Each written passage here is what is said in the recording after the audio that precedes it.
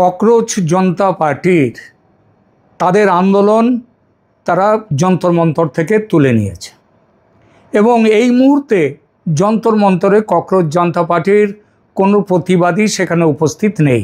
তার কারণ আপনারা সবাই জানেন যে গতকাল যে ভারতের শিক্ষামন্ত্রী ছিলেন, সদ্য তিনি শিক্ষামন্ত্রীর পদত্যাগ করেছেন, তিনি ধর্মেন্দ্র প্রধান, তিনি পদত্যাগ করবার সাথে সাথেই এবং অন্যান্য দাবিগুলো সম্পর্কে ভারত সরকার তাদের দাবিগুলো মেনে নেওয়ার ফলে আন্দোলন তুলে নিয়েছে ককরোচ জনতা পার্টি। কিন্তু এরই মধ্যে নানা রকম গুজব বাজারে ছড়ানো হচ্ছে।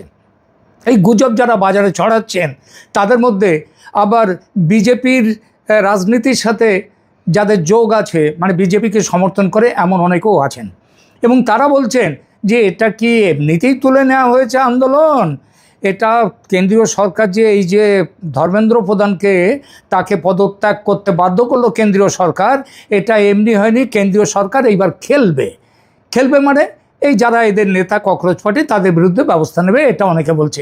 একটি দিল্লির বিখ্যাত একটা নিউজ মিডিয়া আছে ক্যাপিটাল টিভি তাদের একটা লেটেস্ট একটা ইনফরমেশান দিয়েছে, একটা এপিসোড দিয়েছে, সেখানে লেখা রয়েছে যে ককরোচ পার্টির অভিজিৎ দেবকে তার পাসপোর্ট নাকি ভারত সরকার রদ করে দিয়েছে, পাসপোর্ট।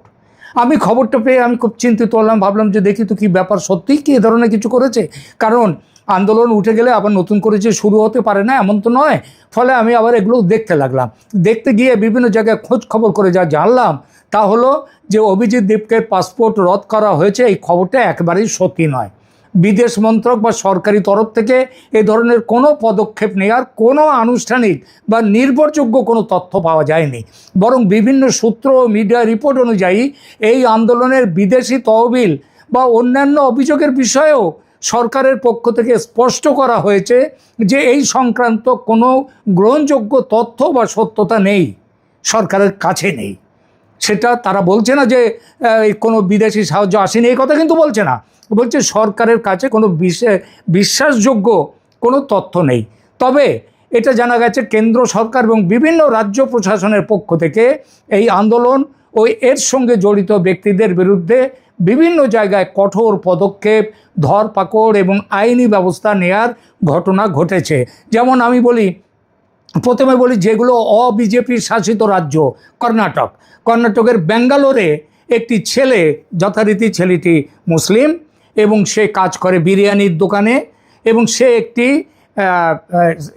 একটা ভিডিও তৈরি করে করেছে, সেখানে দেখা যাচ্ছে নরেন্দ্র মোদী, ভারতের প্রধানমন্ত্রী মোদীর তার বাপ মা তুলে মোদীকে গালাগাল দিয়ে যাচ্ছে, এবং এই গালাগাল দেওয়ার পর তাকে পুলিশ গিয়ে তাকে ধরার পর সে এখন জেলে, এখন হাজতে রয়েছে। এইরকমভাবে দিল্লি এবং অন্যান্য স্থানে সংঘর্ষ আটক হচ্ছে। যন্তর মন্তর সমেত দিল্লির বিভিন্ন প্রতিবাদ কর্মসূচির সময় নিরাপত্তা বাহিনীর সঙ্গে আন্দোলনকারীদের সংঘর্ষের ঘটনা ঘটেছে। পরিস্থিতি নিয়ন্ত্রণ করতে গিয়ে পুলিশ লাঠিচার্জ ও আটকের পথ নিয়েছে এবং অনেককে এখনও ছাড়া হয়নি।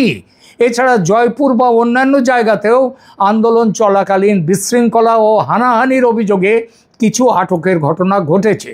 স্থানীয় স্তরে রাজ্য প্রশাসনের কড়া পদক্ষেপ সেটা হয়েছে, সেই ধরনের ঘটনা ঘটেছে পশ্চিমবঙ্গে সাম্প্রতিক ওই গত পরশু শুক্রবার জুম্মাবারে সেদিন বামপন্থীরা, এসএফআই বামপন্থীদের সিপিএমের ছাত্র সংগঠন এবং বামপন্থীরা সেদিন বড় মিছিল করেছিল এই সমর্থনে, ককরোচ পার্টির দাবির সমর্থনে, ধর্মেন্দ্র প্রধানের পদত্যাগের দাবিতে।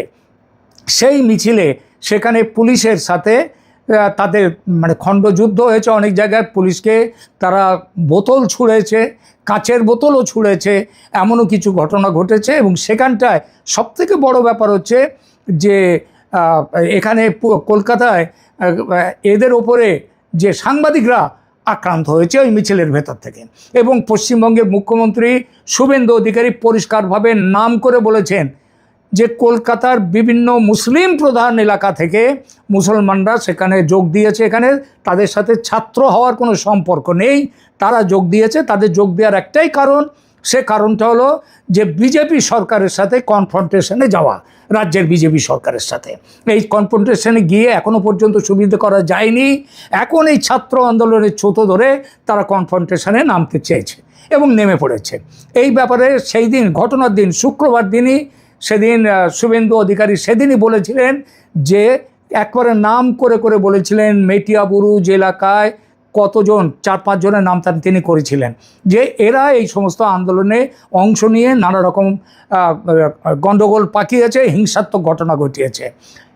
খবর আছে যে তাদের তো গ্রেপ্তার করা হয়েছে।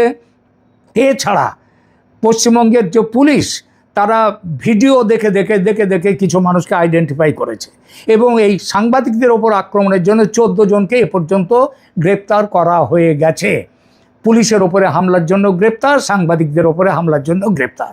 রাজ্য পুলিশ ও প্রশাসন স্বতঃপ্রণোদিত হয়ে সাঁড়াশি অভিযান চালিয়েছে এবং এখান থেকে একটি বার্তা দিয়েছে পশ্চিমবঙ্গের শুভেন্দু সরকার যে এখানে ধর্মীয় দৃষ্টিকোণ থেকে, ধর্মের ভিত্তিতে মমতা ব্যানার্জির আমলে যা করা হয়েছে, যেটা সিপিএমের আমলে করা হয়েছে, বামফ্রন্টের আমলে, সেই জিনিস থেকে পশ্চিমবাংলায় সেই জিনিস আর চলবে না। সিসিটিভি ফুটেজ আর বিভিন্ন প্রমাণের ভিত্তিতে বহু ব্যক্তিকে গ্রেপ্তার করা হয়েছে এবং তাদের বিরুদ্ধে কড়া আইনি ধারা প্রয়োগ করা হয়েছে। তাহলে বোঝা গেল যে দিল্লিতে কেন্দ্রীয় সরকার ওদের প্রতি নমনীয়তা দেখালেও এখনও দিল্লি পুলিশের হাতে বেশ কিছু বন্দী হয়ে রয়েছে, অ্যারেস্ট হয়ে রয়েছে, যারা সেদিন গোলমাল পাকিয়েছে সিসিটিভি দেখে যাদেরকে চিহ্নিত করা হয়েছে। আর পশ্চিমবঙ্গে এই সংখ্যা ভারতের অন্যান্য রাজ্যের তুলনায় বেশি, কারণ এখানে মুসলিমরা তারা এই ছাত্র আন্দোলনের আড়ালে তারা পশ্চিমবঙ্গ সরকারের সাথে হিসাব মেলাতে গিয়েছিল। তো সেই জন্যে সারসংক্ষেপে বলতে হয়, অভিজিৎ দীপকের পাসপোর্ট বাতিল করার খবরটি একদমই সঠিক নয়। আর দেশ জুড়ে চলা এই আন্দোলনকে কেন্দ্র করে কেন্দ্র ও বিভিন্ন রাজ্য সরকার বেশ কিছু গ্রেপ্তার করেছে, তাদেরকে ছাড়া হয়নি।